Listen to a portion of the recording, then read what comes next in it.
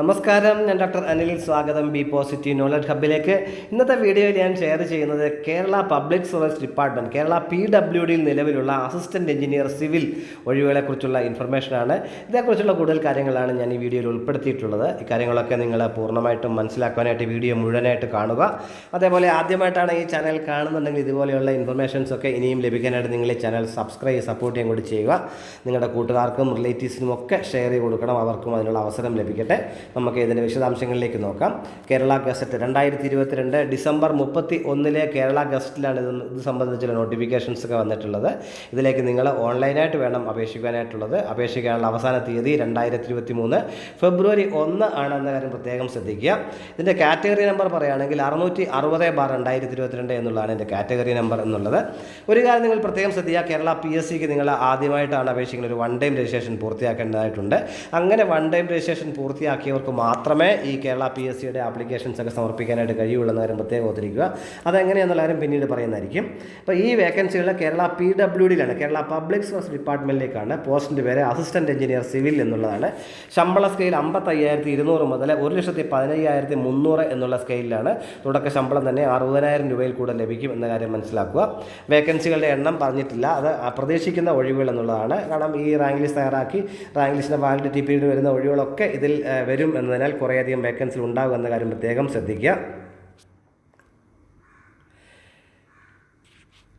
ഒരു കാര്യം കൂടെ പ്രത്യേകം ശ്രദ്ധിക്കുക, ഈ പോസ്റ്റിലേക്ക് അപേക്ഷിക്കുന്നവരൊക്കെ ഇന്ത്യൻ ഡിഫൻസ് സർവീസിലേക്ക് ആദ്യത്തെ അവരുടെ സർവീസിൻ്റെ 10 വർഷത്തിനിടയിൽ ഒരു 4 വർഷമെങ്കിലും ഡിഫൻസിൽ പ്രവർത്തിക്കാൻ റെഡിയായിട്ടുള്ളവരായിരിക്കണം എന്ന കാര്യം കൂടി പ്രത്യേകം ശ്രദ്ധിക്കുക. Method of appointment direct recruitment ആയിരിക്കും. പ്രായപരിധി പറയുകയാണെങ്കിൽ 21 വയസ്സ് 40 വയസ്സിനും ഇടയിലുള്ളവർക്ക് അപേക്ഷിക്കാനായിട്ട് കഴിയും. അതായത് 2/1/1982 1/1/2002 ഇടയിൽ ജനിച്ചവരായിരിക്കണം.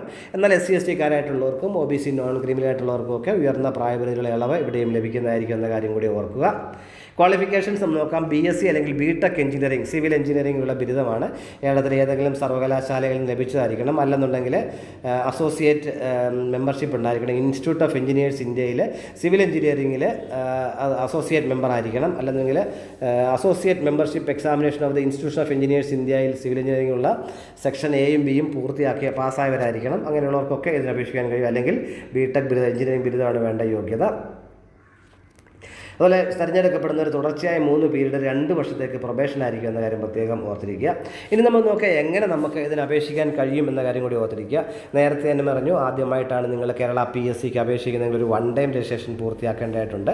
അതിനായിട്ട് നിങ്ങൾ കേരള PSCയുടെ വെബ്സൈറ്റായ www.keralapsc.gov.in എന്ന സൈറ്റിൽ പോയിട്ട് 1 ടൈം രജിസ്ട്രേഷൻ ലിങ്കിൽ ക്ലിക്ക് ചെയ്ത് കഴിഞ്ഞാൽ നിങ്ങളുടെ പേരും ഇമെയിൽ ID മൊബൈൽ നമ്പറും ആവശ്യമായ ഡോക്യുമെൻറ്റ്സ് ഒക്കെ സബ്മിറ്റ് ചെയ്ത് കഴിഞ്ഞാൽ നിങ്ങൾക്കൊരു പ്രൊഫൈൽ ക്രിയേറ്റ് ചെയ്യാൻ കഴിയും.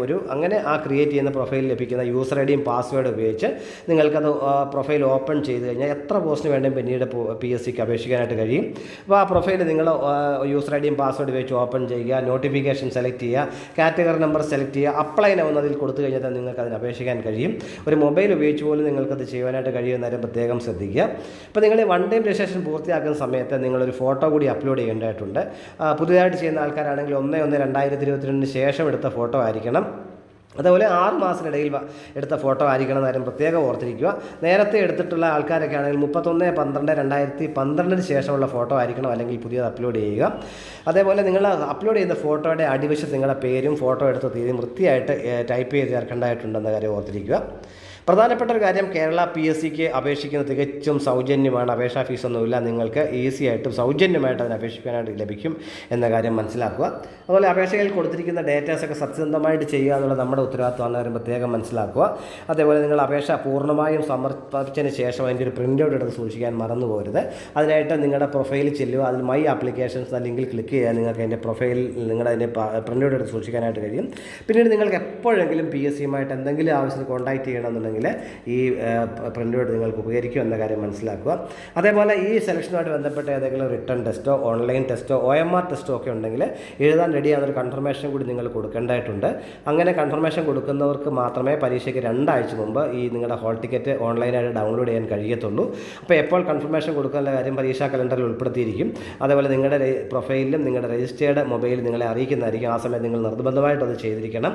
അതുപോലെ നിങ്ങൾക്ക് ആധാർ കാർഡ് ഉള്ള ആൾക്കാരെ തീർച്ചയായും അതിൻ്റെ അതിൻ്റെ ഒരു പ്രിൻ്റ് കൂടി നിങ്ങളുടെ പ്രൊഫൈൽ അപ്ലോഡ് ചെയ്യുക. അപ്പോൾ പരീക്ഷ എഴുതാൻ പോകുമ്പോഴൊക്കെ നിങ്ങളുടെ ഒരു ID പ്രൂഫായിട്ട് നിങ്ങൾക്കത് ഉപകരിക്കുമെന്ന കാര്യം പ്രത്യേകം മനസ്സിലാക്കുക.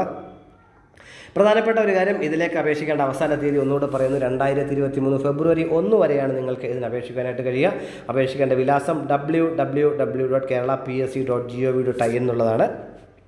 ഇത്രയും നേരം ഈ വീഡിയോ കണ്ടതിൽ നന്ദി രേഖപ്പെടുന്നതോടൊപ്പം ഇനി ഇതുപോലെ ഇൻഫർമേഷൻസ് ഒക്കെ ലഭിക്കാൻ നിങ്ങൾ ഈ ചാനൽ സപ്പോർട്ട് ചെയ്യണം.